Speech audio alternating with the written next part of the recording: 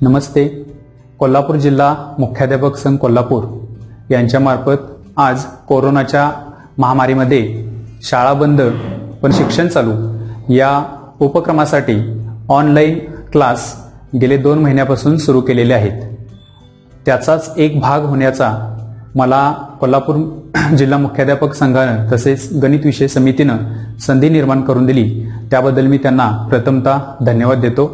इयत्ता 10वी गणित भाग 2 याच्यामधील प्रकरण क्रमांक 4 भौमितिक रचना हा घटक याच्यातील उपघटक जो आहे तो म्हणजे दिलेल्या वर्तुळाला त्यावरील बिंदूतून स्पर्शिका काढणे हा उपघटक घेण्याची मला या ठिकाणी संधी दिलेली आहे. आता या घटकाला सुरुवात करण्यापूर्वी काही रचना पाहिलेल्या आहेत. त्यामध्ये दिलेला रेषाखंड काढणे, रेषाखंड दुभागणे, त्याचबरोबर दिलेल्या मापाचा कोन काढणे किंवा कोन दुभागणे, त्याचबरोबर दिलेल्या कोनाशी एकरूप कोन काढणे, त्यानंतर दिलेल्या रेषेला समांतर रेषा काढणे या ज्या मूलभूत रचना आहेत त्या तुम्ही अभ्यासलेल्या आहेत. त्याचबरोबर समरूप त्रिकोणाची रचना जी आहे ती सुद्धा तुम्ही अभ्यासलेली आहे. आणि त्याच्यानंतरचा पुढचा भाग जो आहे तो म्हणजे दिलेल्या वर्तुळाला त्यावरील बिंदूतून स्पर्शिका काढणे. आता स्पर्शिका काढण्यापूर्वी तुम्हाला स्पर्शिका म्हणजे काय हे माहीत असणं गरजेचं आहे. स्पर्शिकेची व्याख्या तुम्ही प्रकरण नंबर 3 वर्तुळ जे आहे त्यामध्ये स्पर्शिका, छेदिका, जीवा, त्रिज्या या संकल्पनांचा अभ्यास केलेला आहे. यामध्ये आपण फक्त उजळणी म्हणून स्पर्शिका म्हणजे काय ते सुद्धा पाहूया. या ठिकाणी जर बघितला तर या ठिकाणी बघा हे एक ओ केंद्र असणारं वर्तुळ आहे आणि या वर्तुळाला ही एक यल रेषा काढलेली आहे. आता या आकृतीचं निरीक्षण केलं तर आपल्या काय लक्षात येतंय तर हे वर्तुळ ज्याची त्रिज्या ओपी आहे आणि पी हा बिंदू वर्तुळावरती आहे आणि ही जी रेषा यल काढलेली आहे ती रेषा पी या बिंदूतून गेलेली आहे. म्हणजे हे वर्तुळ आणि रेषा यल यांना पी हा एकच सामायिक बिंदू मिळतो तेव्हा आपण त्या रेषेला वर्तुळाची स्पर्शिका असं म्हणतो. किंवा जी रेषा वर्तुळाला एकाच बिंदूमध्ये छेदते किंवा स्पर्श करते त्या रेषेला आपण वर्तुळाची स्पर्शिका असं म्हणतो. आता प्रत्यक्ष आपल्याला ही स्पर्शिका काढायची कशी हे पाहायचं आहे. आता ही रचना आपण 2 प्रकारे करू शकतोय.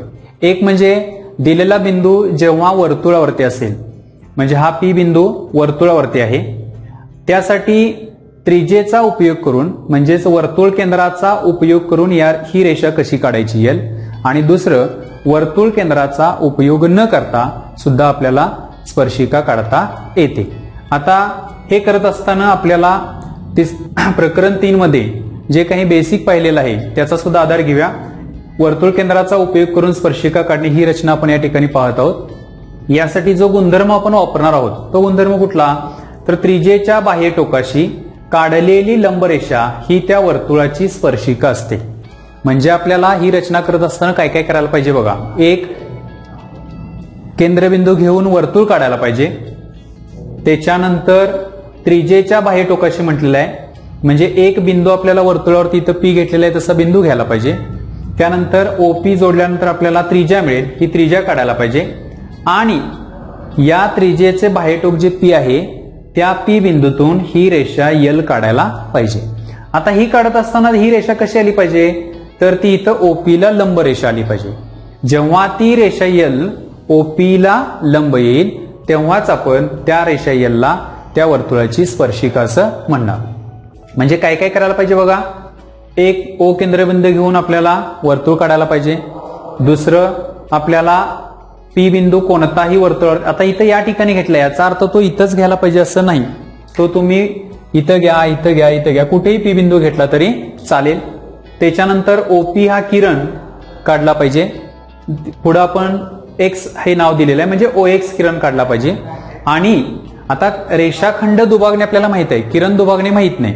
म्हणजे या किरण जो आहे ओ एक्स त्याचं रेषाखंडामध्ये रूपांतर करायला पाहिजे आणि त्याच्यानंतर तो रेषाखंड दुभागला की तुम्हाला रेषा यल ही ओपीला लंब आहे असं म्हणता येईल.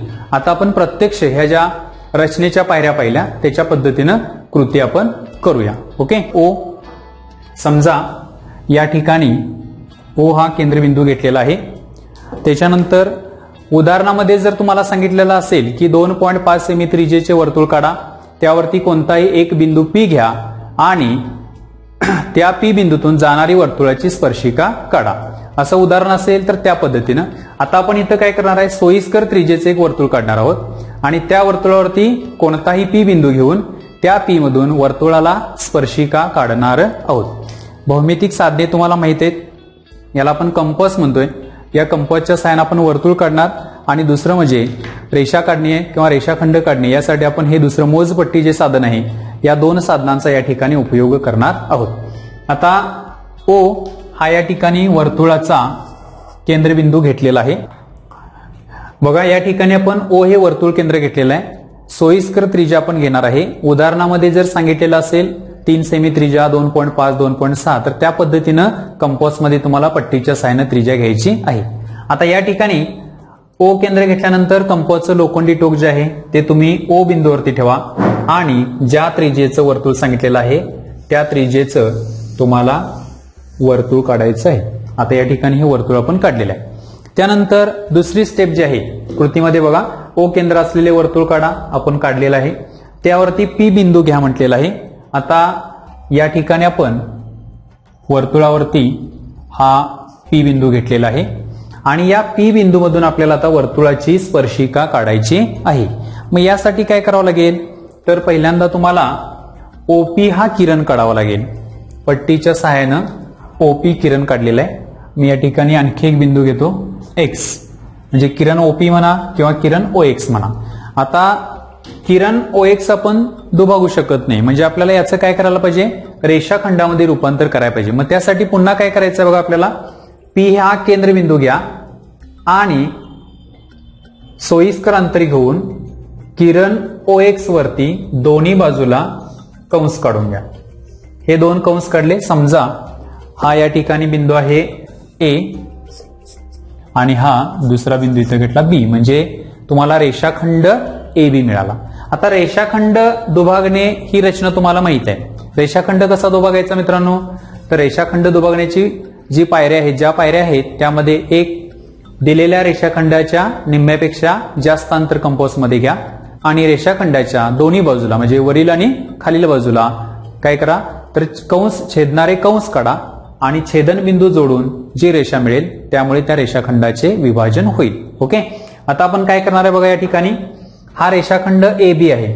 ओके, हा AP म्हणजे निम्मा भाग आहे, निम्म्यापेक्षा जास्त अंतर घ्या आणि केंद्रबिंदू A घेऊन म्हणजे कंपासचं लोखंडी टोक A बिंदूवरती ठेवून वरील बाजूला ABच्या तसेच खालील बाजूला कंस काढायचे. हे दोन कंस काढलेले.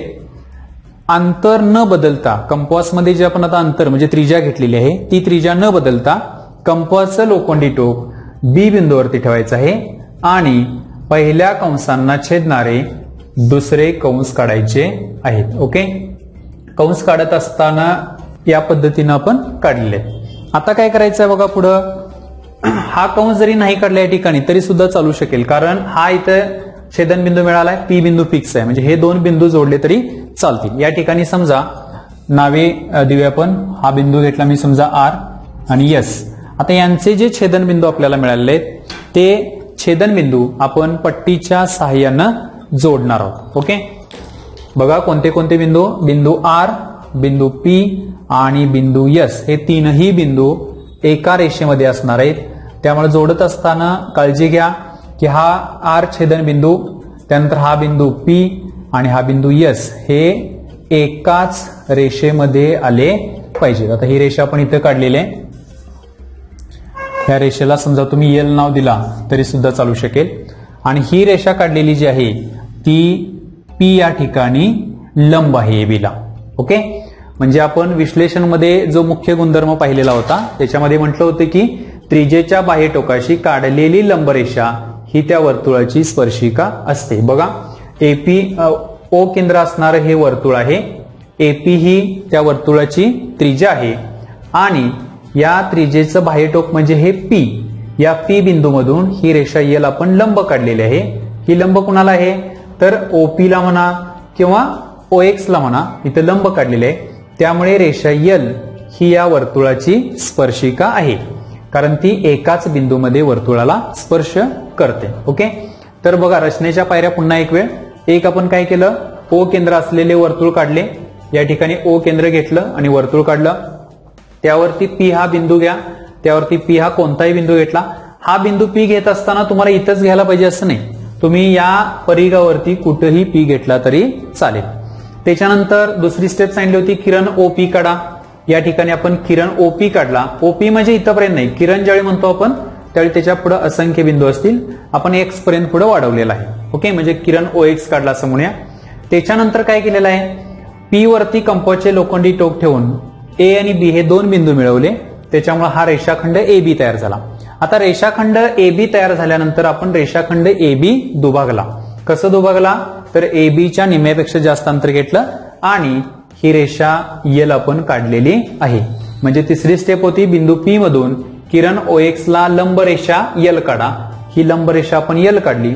रेषा यल ही पी बिंदूतून जाणारी वर्तुळाची स्पर्शिका आहे. बरोबर आहे, म्हणजे रेषा यल ही पी बिंदूमधून जाणारी वर्तुळाची स्पर्शिका आहे. अशा पद्धतीनं आपण पहिली रचना जी आहे ती म्हणजे वर्तुळ केंद्राचा उपयोग करून स्पर्शिका काढणे, या रचनेचा आपण अगदी साध्या पद्धतीनं विचार केलेला होता आणि त्या पद्धतीने ही रचना पूर्ण केलेली आहे. नक्कीच तुम्हाला ही समजलेली असेल. आता सराव संचमध्ये याच्यामधील काही उदाहरणं आहेत या प्रकारची, ज्याच्यामध्ये तुम्हाला सोयीस्कर त्रिज्या दिलेली आहे 2.3, 2.4. त्या त्रिज्येचं वर्तुळ घेऊन वर्तुळावरती बिंदू घेऊन तुम्हाला वर्तुळाची स्पर्शिका काढता येईल. ठीक आहे, तर आता आपण पहिली रचना अभ्यासली.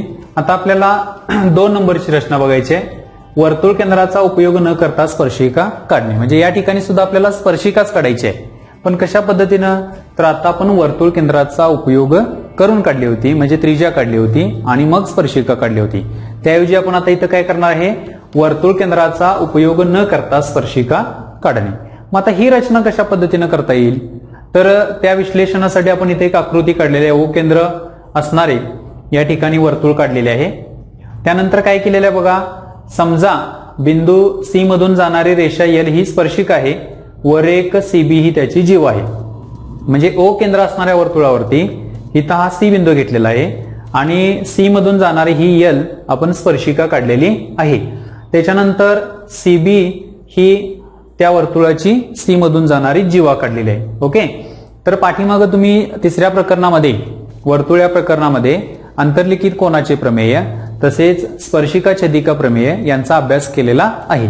त्या गुणधर्माचा उपयोग करून आपण ही रचना म्हणजे वर्तुळ केंद्राचा उपयोग न करता स्पर्शिका काढणे ही रचना या ठिकाणी करणार आहोत. ओके, बघा आता या ठिकाणी, तर या ठिकाणी बीसी ही जीवा काढलेली आहे आणि बीएसी हा या जर कोणाचा विचार केला बीएसीचा, तर कोन बीएसी हा अंतर्लिखित कोन आहे आणि या कोन बीएसीने हा कंस बीसी अंतरखंडित केलेला आहे.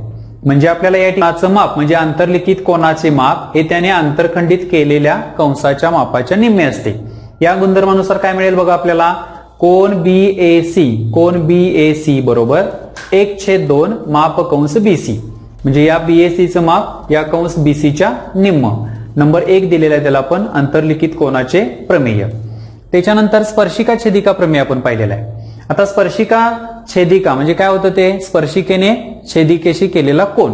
म्हणजे या ठिकाणी बघा ही रेषा यल ही स्पर्शिका आहे आणि बीसी ही छेदिका किंवा आपण त्याला जीवा सुद्धा म्हणू शकतोय. या दोन्हींच्यामुळे तयार झालेला जो कोन आहे म्हणजे हा कोन, इथं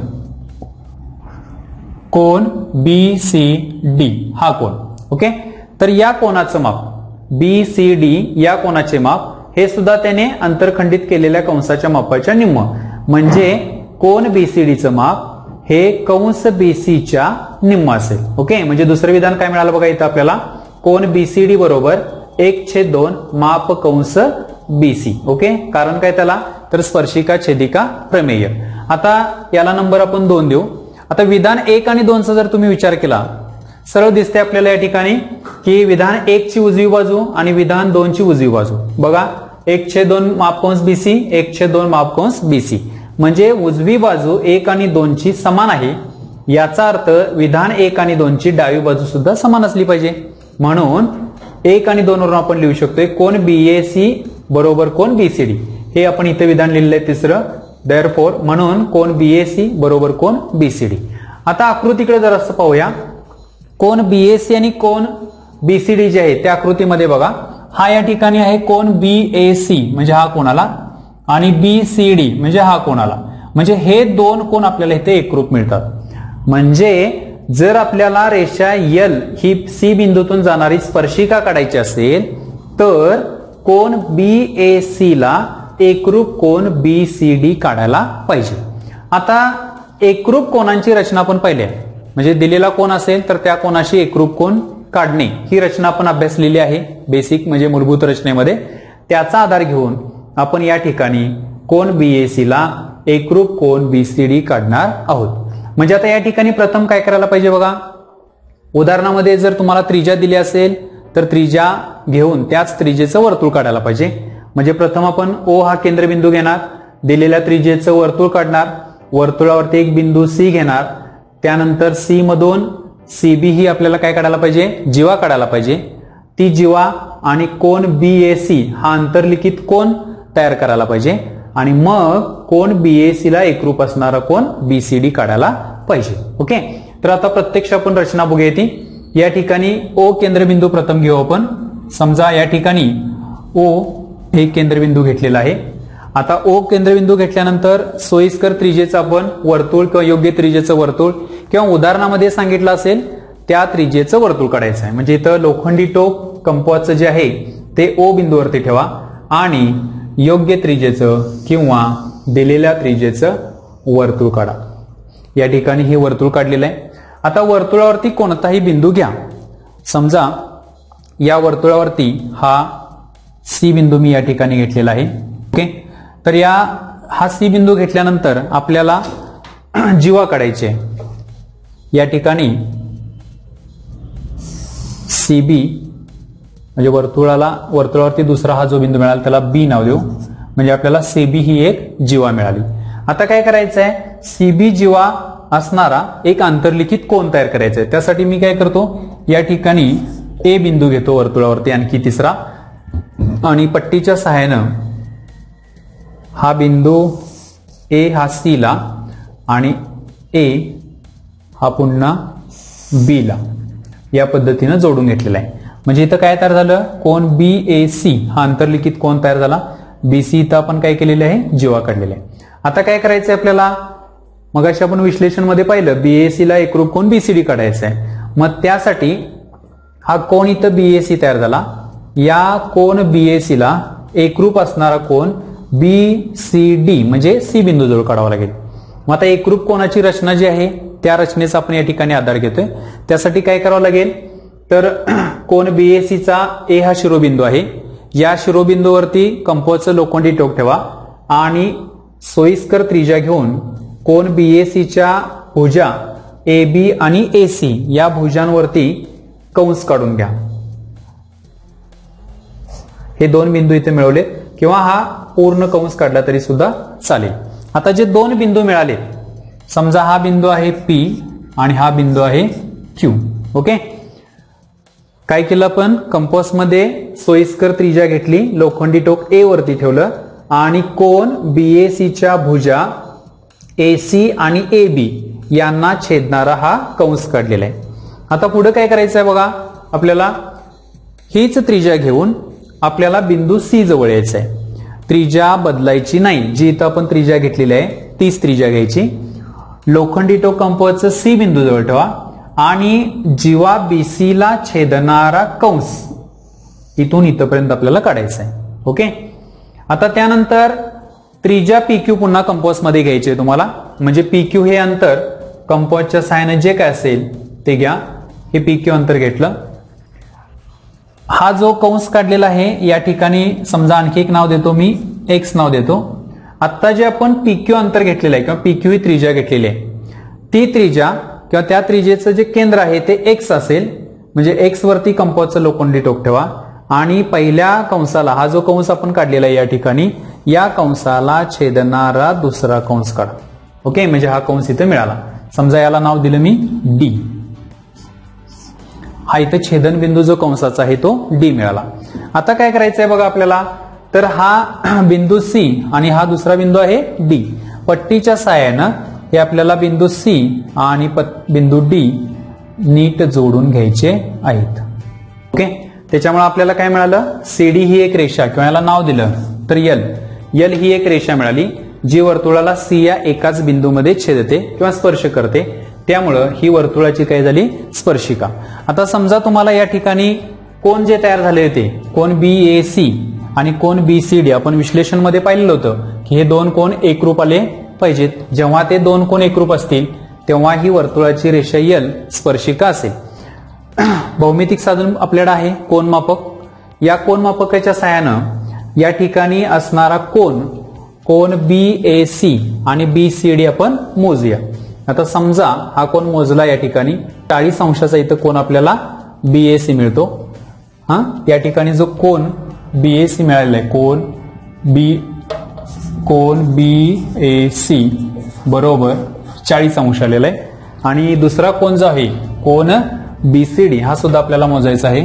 कोन BCD हा कोन, हा बघूया आपण इथं कोन. या ठिकाणी कोन मापक लावल्यानंतर आपल्या लक्षात येते की हा कोन सुद्धा 40 अंशाचा आहे. ओके, म्हणजे कोन BAC आणि कोन BCD यांची माप जर बघितला तर प्रत्येकी किती अंशाचे आहेत, 40 अंशाचे आलेले आहेत. म्हणजे दोन कोन एकरूप आहेत. याचा अर्थ रेषा यल ही O केंद्र असणाऱ्या वर्तुळाची स्पर्शिका आहे.